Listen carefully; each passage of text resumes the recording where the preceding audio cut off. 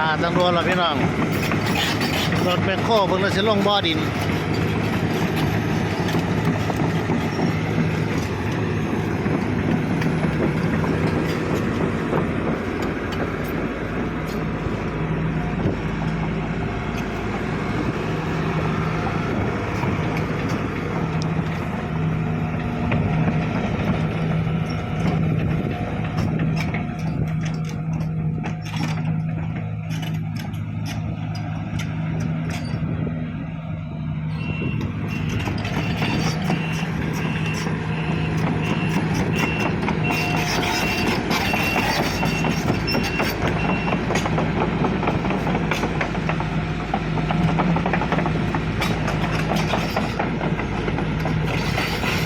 ยังไปเบิ่งน้ำมันก็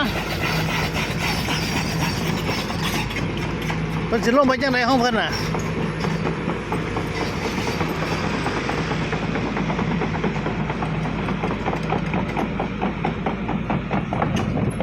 โอ้แล่นมาทางขอบสาว่ะ